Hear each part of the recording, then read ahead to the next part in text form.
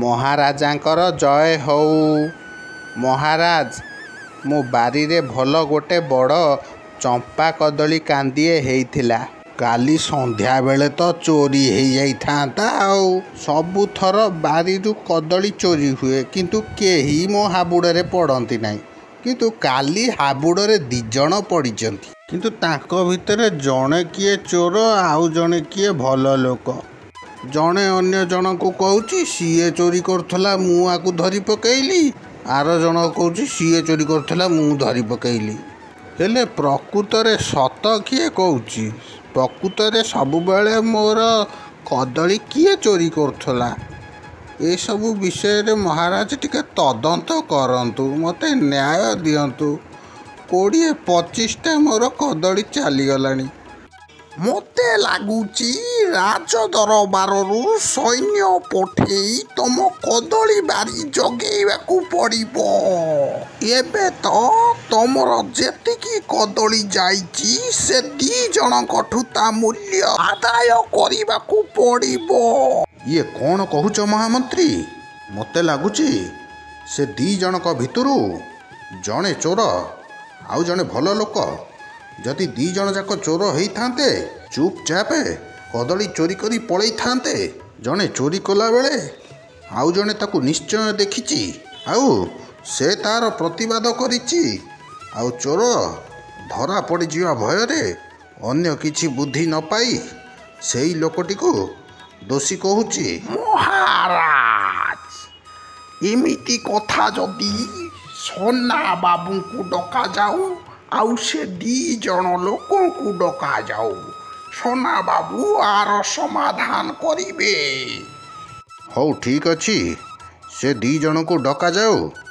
ମୋର ଯେତିକି ଆଶା ଆଉ ବିଶ୍ୱାସ, ସନା ବାବୁ ପ୍ରକୃତ ଚୋରକୁ ଧରିବେ। ବମ୍ ଚିକି, ତମ 2 ଜଣଙ୍କୁ ଏତେ କହିଲି ତଥାପି ମାନିଲନି ଚୋର କିଏ? ମହାରାଜ, ମୋତେ ଲାଗୁଛି ଏ 2 ଜଣଙ୍କୁ ଏଥର କ୍ଷମା କରିଦେବା। ଏମାନେ ଟିକେ ଆମ ଏଇ ରାଜ ବଗିଚାରେ ଟିକେ ବୁଲାବୁଲି କରନ୍ତୁ। ଖାଲି ସନା ବାବୁ କହୁଛନ୍ତି ବୋଲି ମୁଁ ତମ 2 ଜଣଙ୍କୁ ଛାଡ଼ୁଛି।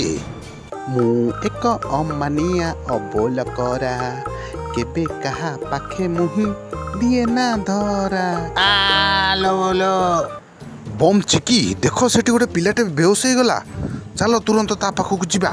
ତମେ 2 ଜଣ ତା ପାଖରେ ଥାଅ, ମୁଁ ତୁରନ୍ତ ରାଜବୈଦ୍ୟଙ୍କୁ ଡାକି ଆଣୁଛି।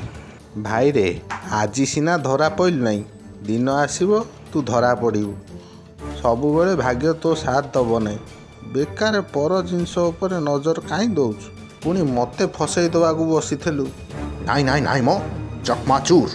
ଆବେ, ତୁ ତ ତୋ ବାଟରେ ଯାଉଥିଲୁ, ମୋ ପଛରେ କାହିଁ ପଇଲୁ? ତୁ ସତ କହିବୁ, ମୁଁ ତୋତେ ଅଧା କଦଳୀ ଯାଚି ନଥିଲି? ତୁ ନବୁନି ବୋଲି ମନା କଲୁ? ହା। ନାଇଁ ବେ, ମୁଁ ତୋତେ ତୋ ଚାଲରେ ଫସେଇ ଦେଲି। ହା। ବମ୍ ଚିକି, ମହାରାଜ ତମ 2 ଜଣଙ୍କୁ ଦରବାରକୁ ଡାକୁଛନ୍ତି। ଏବେ ବୈଦ୍ୟ ଆସୁଛନ୍ତି, ମୁଁ ଆଙ୍କ ପାଖରେ ଅଛି। ତମେ 2 ଜଣ ଯାଅ। ବମ୍ ଚିକି, ମହାରାଜ, ଏଇ ଯିଏ ଧଳା ଗାମୁଛା ବେକରେ ପକେଇଛି, ସେଇ ହେଉଛି ପ୍ରକୃତ ଚୋର।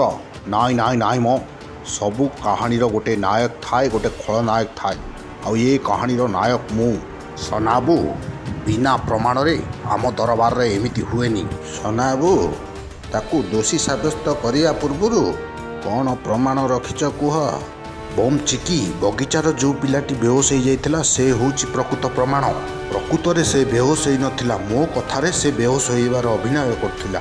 ଆଉ ସେଇ ସମୟରେ ମୁଁ ଏ 2 ଜଣଙ୍କୁ ତା ପାଖରେ ଏକୁଟିଆ ଛାଡ଼ି ବୈଦ୍ୟଙ୍କୁ ଡାକି ଆଣିବା ପାଇଁ ବାହାନା କଲି। ମୁଁ ଯିବା ପରେ ଏ 2 ଜଣ କଦଳୀ ଚୋରି କଥା ଉଠେଇଲେ, ଆଉ ସେ ପିଲାଟି ସବୁ ଶୁଣିଛି। ଆପଣ ଯଦି ଆଦେଶ ଦେବେ, ସେ ପିଲାକୁ ମୁଁ ଏଇଠିକି ଡାକି ଆଣିବି। ନାଇଁ, ସେ ପିଲାକୁ ଏଠିକି ଡାକିବା ଦରକାର ନାହିଁ, କି ମୋ ରେପୁଟେସନ୍ ଖରାପ କରିବା ଦରକାର ନାହିଁ। ମହାରାଜ, ମୁଁ ହିଁ ସ୍ୱୀକାର କରୁଛି, ମୁଁ ହିଁ ଚୋରି କରିଛି।